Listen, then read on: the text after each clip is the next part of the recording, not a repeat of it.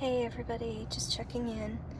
I want to talk a little bit more about the topic that I mentioned, I think last week, which has to do with violence and different types of violence. And violence isn't always just what is depicted in the movies or involving unaliving people, right? There's different types, there's the kind that comes from abuse, and there's the kind that comes from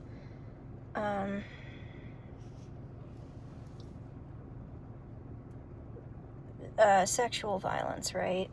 And then there's also the kinds of violence that create instability for people, like firing someone, for example, because they have different racial origin than you. Racism carries different types of violence with it. And microaggressions, these are all things that can put a person in a vulnerable position if they are targeted with that type of, with those types of violence, right? And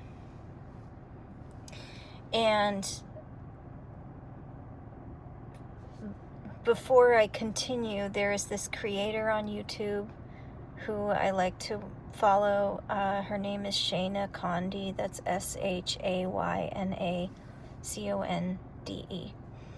And I like her a lot. She's got a lot of smart, and very perceptive insights.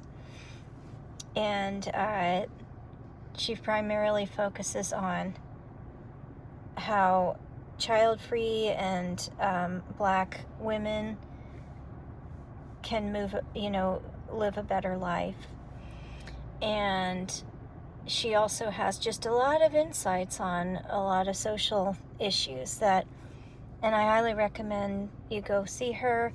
I also love The Woke Gardener. That's the name of her channel on YouTube as well.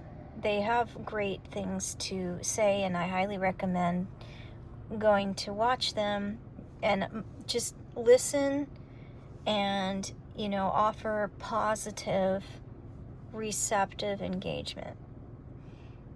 Because I think now, more than ever, it's centuries late, but now and always, it's the time to support Black Americans and Black women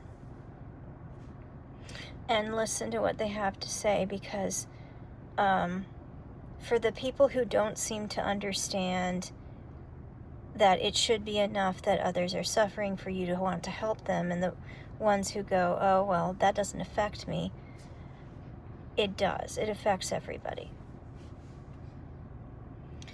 And for those who haven't really been paying attention, who are starting to wake up because of what's happening in our country, I highly recommend just paying close attention to the way that Black Americans, and especially Black women, have been treated in this country for centuries.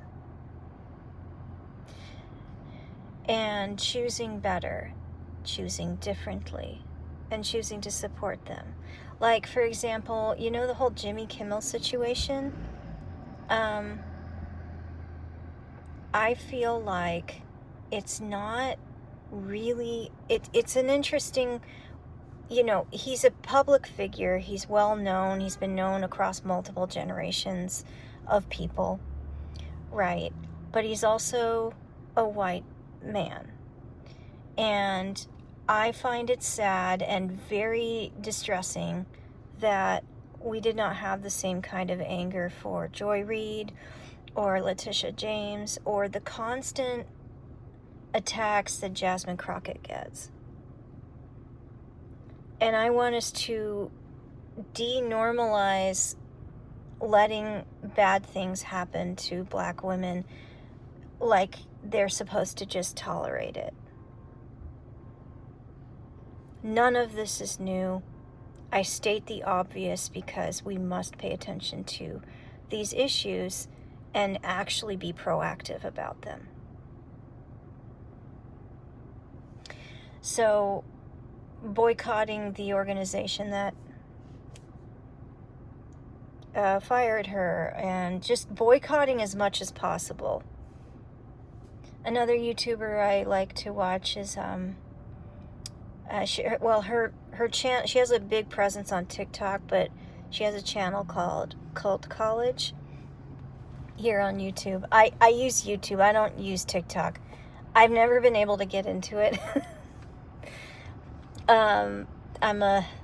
I guess I identify strongly with being an elder millennial, and therefore I love old YouTube, and I also love current YouTube and all the cool people who put all their love and effort and work into all these creative projects that become videos. And with this particular creator, she points out that we need to take the opportunity to support everyone we can and do what we can to heal the divide in our country. And in my opinion, not speaking for Black Americans or Black women, because I could never speak to that experience. I never will be able to. But as a person who is learning and deconstructing every single day, which is about as long a process as going to therapy for other serious issues. Those can take years, it can take a while, but it's the most worthwhile endeavor you will ever take on, I think, alongside doing any other personal work that you do. It's freeing, and it helps you to see the world truthfully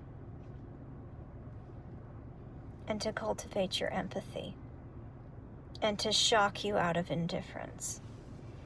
As a person who is learning that every single day, I would say, please do not let it slide when Black Americans are being harmed. You know, there's Trey Reed recently, and the history of Mississippi. And did I say Letitia James? I think I said Letitia James. And just keep in mind, and on top of that, you know, countries that have primarily Black Africans too, whole countries are being kind of ignored, and it's upsetting. It's not just upsetting, it's downright traumatizing, but it's especially for the people suffering in Sudan and the Congo, who are going through horrific humanitarian crises right now. Use your voices and set a new and better precedent that we should have set centuries ago. Set a new precedent for how everyone can be treated better. That's all I wanted to say, really. We need to see the same kind of rage, if not more so, for people who have historically been targeted by different kinds of violence in this country. I know that for me, I can speak to at least the indigenous experience in my part of my bloodline, because even though I have white privilege because of my pale skin, but I do have indigenous heritage, and the things that my ancestors went through, survived, and fought against, they should have never had to go through those things. And violence just carries out a further ripple effect, in my view.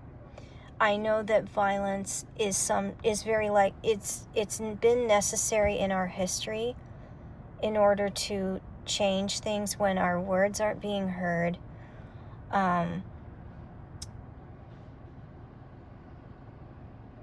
But we are currently in a position where, in my personal opinion, we are being baited into it, and that's when it's not a good idea. And I notice there's a lot of peaceful civil resistance that, at least from what I can see, is working. That we just do not participate. I mean, if you want encouragement, excuse me, and you want further information, look up the creators I recommended, but also research books on anti-racism, being, an active anti-racist ally, because that really will change things for the better, especially for the people who have been through the worst in our history, or, all across the Western world even. And if I'll come up with a list, I actually have a stack. So far I have a good stack of books on anti-racism and books that help you deconstruct.